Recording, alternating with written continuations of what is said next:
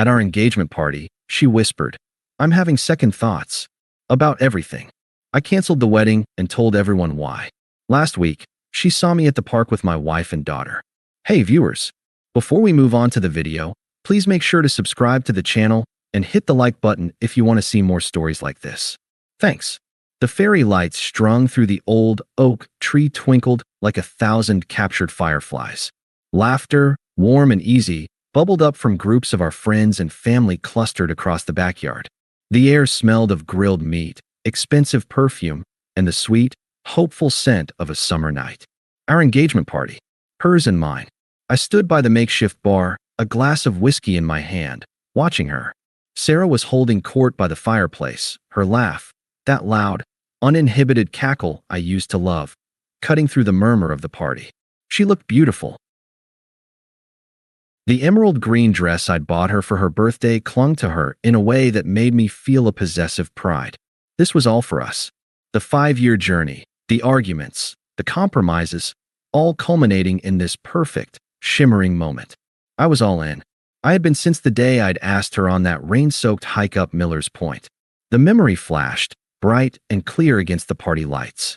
Her, breathless and smiling, her hair plastered to her cheeks. Me, fumbling with the ring box, my hands numb from cold and nerves. The yes, that was more of a joyful scream, echoing off the wet granite cliffs. It had felt so real, so earned. My best friend, Dave, clapped me on the back, jolting me back to the present. "Can't believe you're actually locking it down, man. She's a force of nature. The best kind," I said, and I meant it. Sarah was a hurricane, and for years, I'd been happy to be the eye of her storm. That's when I saw her detach from her group, her smile faltering as she caught my eye. She gestured with a slight tilt of her head toward the darker, quieter part of the garden, near the old rose bushes. My heart gave a little leap. A secret moment? A stolen kiss away from the crowd? I gave Dave a wink and navigated through the well-wishers, my focus entirely on her. The sounds of the party faded as we moved behind the large oak, the twinkling lights now just a distant glow. The scent of roses was thick and cloying. "Hey, you okay?" I asked, reaching for her hand. It was cold, and she pulled it away, tucking it under her arm. "Everyone's having a great time. You're the star." She wouldn't look at me. Instead, she stared at a half-bloomed rose, her jaw tight. The silence stretched, becoming heavy, wrong. "Sarah?" She took a sharp breath. "Mark, I'm having second thoughts." The words landed like a physical blow to my chest. I actually took a half step back. My mind scrambled, trying to soften them, to find a reasonable context. Cold feet. Everyone gets cold feet. About the party? I forced a laugh, but it came out strangled. "It's a bit overwhelming, I know. We can sneak away soon. Just say the word." Her eyes flickered to me then, and the coldness in them stole the air from my lungs. It wasn't anxiety. It was dismissal. "No," she said, her voice low and terrifyingly steady. "Not about the party. About everything. Us. This." She waved a hand vaguely in the direction of the laughter, the music, the future we'd planned. Trapped. The word felt foreign and poisonous on my tongue. "Sarah, we planned this together. What are you talking about?" She finally turned to face me fully, and there was a strange, almost smug defiance in her expression. It was then I noticed her friends, Chloe and Megan, standing not far away, pretending to examine a hydrangea bush, but watching us intently. This was a performance. I was being put in my place, and she wanted witnesses. "I just need to know if this is it," she said, her voice rising slightly, ensuring they could hear. "If you're it. It all feels so final. And I'm not sure I want final." The buzz of the party completely vanished, replaced by a roaring in my ears. I saw the whole scene with a horrifying, crystalline clarity. The carefully chosen venue, our families, our friends, all just a backdrop for her to voice her contempt. She wasn't sharing a vulnerability. She was staging a public execution of our relationship. The love I'd felt moments before curdled into a solid, cold weight in my gut. I looked at her, at the woman I was ready to build a life with, and I saw a stranger. The hurricane had finally turned on me, but I wouldn't be destroyed by it. The anger, the hurt, the desperate urge to beg, it all rose in a hot wave, and I consciously, deliberately, let it pass. I would not give her, or her audience, that satisfaction. My face, which must have been a mask of shock, settled into a calm neutrality. I nodded slowly, as if processing a minor piece of business news. Okay, I said, my voice eerily quiet but clear. I understand. I saw a flicker of surprise in her eyes. This wasn't the reaction she'd scripted. She expected drama, tears, a scene that would justify her trapped narrative. She got nothing. I didn't say another word. I turned my back on her and walked away, leaving her standing there in the shadow of the roses. I walked right back into the heart of the party, the noise rushing back in a wave. I saw the questioning looks, the whispered concerns. I walked to the center of the yard, picked up a spoon, and tapped it gently against my whiskey glass. The conversations died down. 100 faces turned to me, expectant, smiling. My parents, her parents, Dave with a confused frown. Everyone, I said, my voice carrying without a tremor. Thank you all so much for coming tonight to celebrate with us. I paused, making eye contact with a few people. It seems the celebration is premature. The engagement is off. Sarah is having second thoughts about everything. So, please, enjoy the rest of the food and drinks. The party's over. The silence that followed was absolute. And in that silence, I took my first clean breath in minutes. The betrayal was complete, and my dignity, though it felt like a suit of armor I'd never asked for, was intact. The silence in my apartment was a physical presence. It was heavier than the quiet of a library, deeper than the hush of a sleeping city. It was the silence of a future that had just been erased. The drive home from the party was a blur of streetlights and the hollow roar of the engine. I hadn't looked back. I hadn't said another word to Sarah, to her gawking friends, to my stunned parents. I just walked to my car, got in, and left. The first thing I did was take off the crisp blue button-down shirt I'd bought for the party. It felt like a costume. I dropped it on the floor, not in anger, but in a kind of numb dissociation. I stood in the middle of my living room, in a white t-shirt and my dress pants, and just breathed. The apartment, which had felt like a temporary stopgap until we bought a house, now felt cavernous and foreign. My phone started buzzing. First, it was my mom, then Dave, then a flurry of texts from numbers I didn't recognize, probably Sarah's family. I picked up the phone, my thumb hovering over the power button. But that felt like running. Instead, I went into the settings and turned on Do Not Disturb, allowing only calls from my parents and Dave to come through. I wasn't hiding. I was creating a perimeter. The next morning, I woke up at 6 a.m., not because I was well rested, but because my body had simply run out of sleep. The reality of it hit me the moment I opened my eyes. It wasn't a bad dream. The memory of the twinkling lights and her cold, performative voice was etched into my mind. The feeling wasn't one of heart-shattering grief, not yet. It was a profound, bone-deep confusion, like I'd been following a map only to discover the world itself had been redrawn overnight. I made coffee. The mundane ritual was an anchor. Then, I went to my laptop. I opened a spreadsheet I'd lovingly titled Wedding_Plan_V3. I scanned the list of vendors, the Ridgewood venue, Magnolia Catering, Aria String Quartet, Premier Photography. My first call was to the venue manager, a cheerful woman named Brenda. Ridgewood Events, this is Brenda. Hi Brenda, it's Mark Evans. We have the wedding booked for October 15th. Why, hello Mark. So excited for you and Sarah. What can I do for you? I need to cancel the booking. The line went silent for a beat. Oh, I see. Is everything all right? The engagement has been broken, I said, my voice flat and even. I apologize for the late notice. I understand we'll forfeit the deposit. Please consider it done. Thank you for your time. I hung up before she could offer condolences or ask prying questions. I repeated the process with the caterer, the quartet, the photographer. My script was the same with each one, polite, firm, and brutally final. The engagement has been broken. Cancel everything. Forfeit the deposit. Thank you. I was a machine, systematically dismantling the future we'd built. There was a strange, grim satisfaction in it. With every cancellation, I was taking back a piece of control. 2 days after the party, the doorbell rang. I knew it was her. I'd ignored all her texts, a chaotic mix of "we need to talk" and "you humiliated me." And she had run out of patience. I opened the door. Sarah stood there, her arms crossed. She looked tired, but there was no remorse in her eyes. Only a defensive, simmering anger. "You didn't have to cancel everything so dramatically," she said, brushing past me into the apartment. "We could have talked. You just shut down." I closed the door and leaned against it, not offering her a seat. "You told me at our engagement party, in front of everyone we know, that you felt trapped. What was there to talk about, Sarah? I'm not a prison guard."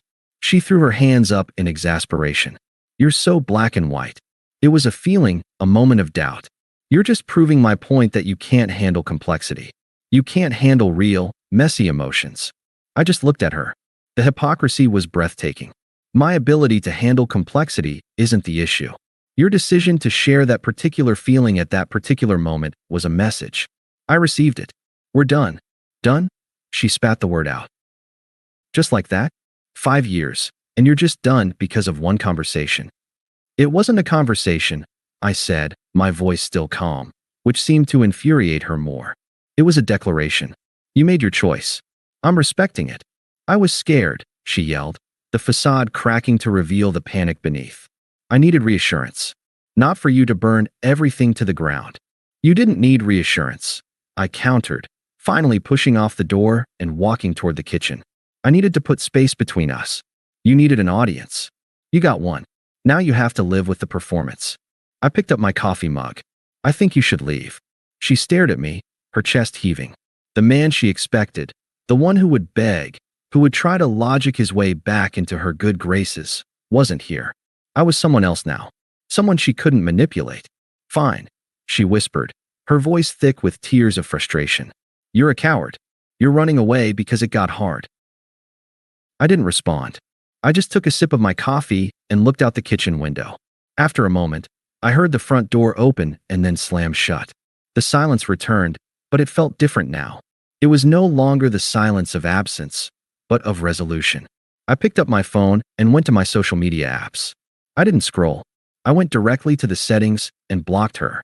On Instagram, on Facebook, everywhere. I wasn't doing it out of anger. It was a practical necessity, like canceling the wedding vendors. She was a canceled vendor in the project of my life. That afternoon, I called Dave. "Hey man," I said when he answered. "You free for a beer tonight?" "Mark? Jesus, are you okay? What the hell happened?" "I'll tell you tonight," I said. "But I'm okay. I'm really okay." And the strange thing was, in that moment, it was true. The pain was there, a dull ache, but it was overshadowed by a profound sense of clarity.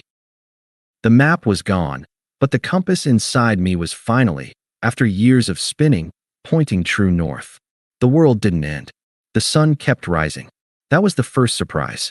I'd somehow expected the universe to acknowledge the cataclysm, to grind to a halt in solidarity with my shattered life. Instead, Tuesday came, and I went to work. The sky was a brilliant, cloudless blue, a mockery of my internal gray. The office was the worst. The pitying looks, the hushed conversations that died when I walked into the break room. I held my head high, offered a tight smile, and said, "It's all good. Appreciate the concern," to anyone brave enough to approach me. I became a master of deflection. I buried myself in a complex data migration project, losing myself in lines of code and system architecture. It was clean, logical, and it obeyed commands. It was the antithesis of Sarah. Weeks bled into months. The initial numbness gave way to a low-grade, constant hum of sadness, but it was a manageable hum. I started going to the gym again, not with rage, but with a quiet determination. The physical exhaustion was a welcome substitute for the emotional kind. I reconnected with friends Sarah had always subtly dismissed as too boring or not ambitious enough. They were the ones who showed up with pizza and video games, who didn't need to talk about it, who just let me be. The information about her life started to trickle in, not because I sought it out, but because our social circles, though fractured, still had overlapping threads. The updates came through Dave, who had become my reluctant, unofficial news feed. The first update came about 3 months after the party. We were watching a game at his place. "So, heard from Mike," Dave said, cautiously sipping his beer. Mike was a friend who straddled both our groups. "Yeah." I kept my eyes on the screen. "Yeah." Said Sarah's been seeing some guy. That musician, Leo, she was always talking about before, you know. I didn't know. Leo was the free-spirited guitarist from a local band she'd followed for years. He represented everything she'd accused me of not being: unpredictable, artistic, exciting. I just nodded. Good for her. Dave looked at me, surprised. That's it. Dude, he's a total flake. Mike said it lasted like 6 weeks. Leo ghosted her after he got a gig in Portland. I felt nothing. No schadenfreude, no vindication. It was just a data point. Sounds about right, I said, and took a sip of my beer. Pass the chips. The next update was more about the fallout. Another few months later, Dave mentioned running into Chloe, Sarah's toxic lieutenant, at a bar.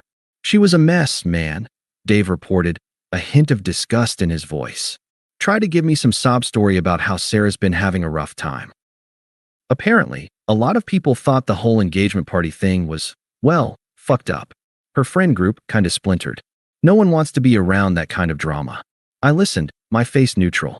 I thought of Chloe and Megan watching from the hydrangea bush, their faces eager for the spectacle. I felt a distant pang, not for Sarah's isolation, but for the sheer waste of it all. The friendships, the trust, all sacrificed for a moment of theatrical cruelty. The final piece of karma drip came almost a year later. My mom, who still occasionally ran into Sarah's mother at the grocery store, called me one evening. I saw Carol today, she said, her tone carefully neutral. She looked tired. She mentioned Sarah? Well, she didn't get that promotion she was up for at the marketing firm. Carol said she's been distracted since everything happened. I murmured, scrolling through work emails on my laptop. The news was unsurprising. Sarah had always tied her self-worth to external validation, her job, her social status, the perceived excitement of her life. When the foundation of our relationship, the one thing that had been stable, crumbled, it was inevitable the rest would wobble. Are you okay hearing this, sweetie? Mom asked, her voice soft with concern. I'm fine, Mom, I said, and I meant it. It's just news. It doesn't have anything to do with me anymore. And that was the truth.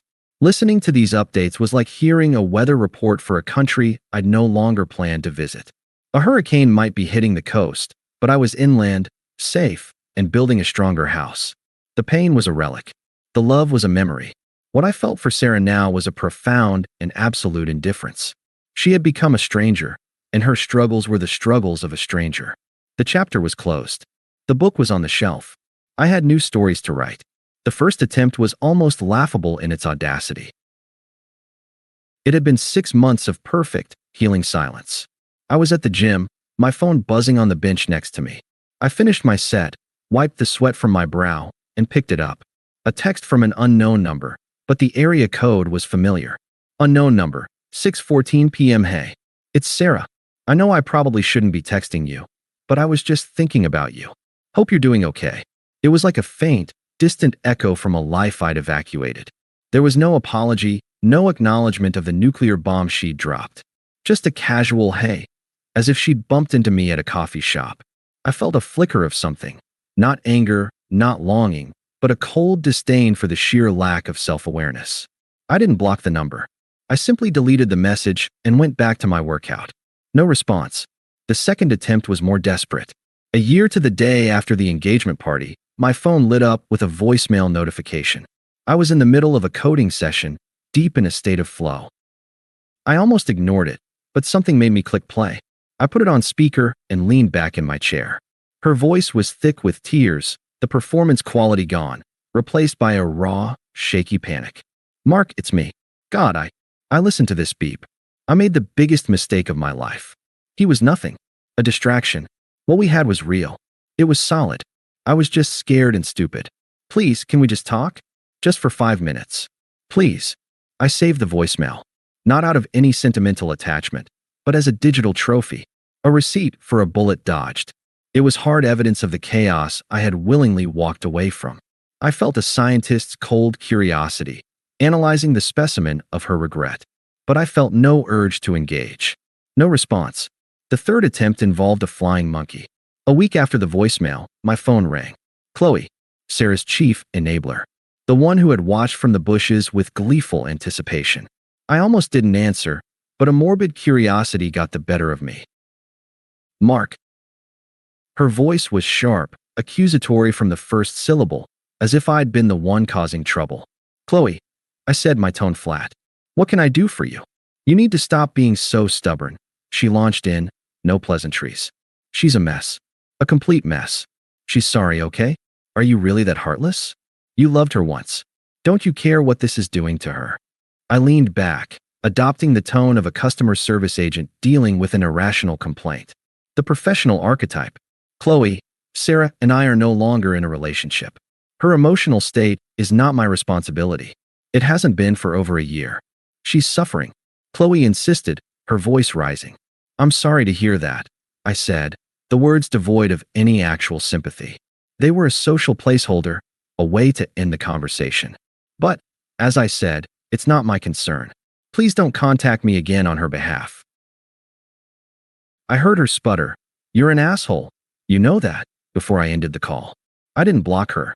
I just made a mental note to ignore any further calls. The anger of the enabler was just more noise. The final attempt was the one that sealed everything. It came a few nights later, a rapid-fire series of text messages that lit up my phone like a distress beacon. The angry outburst. "Sarah, 11:23 p.m. fine. Be that way. Sarah, 11:24 p.m. I see you. You were never emotionally available anyway. You were a robot then, and you're a robot now. Sarah, 11:25 p.m. You're probably still alone and bitter in that sterile apartment. You never knew how to live. Sarah, 11:26 p.m. I'm better off without you. I was right to leave. You're a black hole." I read them in order, each one a layer peeled back to reveal the true, rotting core. The tears and pleas were gone. This was the real Sarah, the one I'd seen a glimpse of in the garden. The one who, when denied what she wanted, turned venomous. She wasn't sorry for what she'd done. She was sorry her actions had consequences she didn't like. This time, I didn't just delete them. I didn't save them. I took a screenshot. It was the final piece of evidence I needed, the confirmation that my calm exit had been the only sane response. The woman was a tempest of blame and entitlement. There was no there to miss, to mourn. The last ghost of what I thought we had was finally laid to rest. I placed my phone face down on the nightstand. The room was quiet. The only sound was my own steady breathing. There was no anger, no hurt, not even pity. There was just a profound, peaceful silence. The attempts at reconciliation were over. She had shown me everything I needed to see. The door was not just closed, it was bricked over. The park on a Saturday morning was our sanctuary. It had been mine long before, and now it was ours. The sunlight dappled through the old oak trees, and the air was filled with the shrieks and laughter of children. I pushed the baby swing in a gentle, rhythmic arc, my heart feeling so full I thought it might burst. "Higher, Dada," a tiny, determined voice asked. "A little higher, sweet pea," I said, giving the swing another soft push. My daughter, Ellie, giggled, her curls bouncing under her sun hat. From a nearby bench, my wife, Lena, watched us, a book open but forgotten in her lap, a soft smile playing on her lips. She caught my eye and winked. This was everything. The quiet, solid happiness I hadn't even known to dream of after the bomb Sarah had dropped on my life. It wasn't a frantic, dramatic passion. It was a deep, steady current of joy. I lifted Ellie from the swing, and she immediately wrapped her arms around my neck, burying her face in my shoulder with a contented sigh. I breathed in the scent of baby shampoo and sunshine. This was my life now. It was real in a way the previous one, with its performative parties and constant need for external validation, never had been. That's when I felt it, the unmistakable prickle of being watched. It was a cold spot on the warm day. I looked up, scanning the perimeter of the playground, and I saw her. Sarah was frozen on the gravel path, about 20 yards away, holding a takeaway coffee cup. She looked diminished. Her shoulders were hunched, and there were lines of weariness around her eyes that even the distance couldn't hide. She was alone. She was staring, her gaze fixed on me, on Ellie in my arms, on the simple, devastating picture of a life moving forward without her. For a long moment, we just looked at each other. The past 2 years telescoped into that single, silent point of contact. The fairy lights, the cruel whisper, the slammed door, the desperate texts, it all flashed by in an instant, leaving no mark.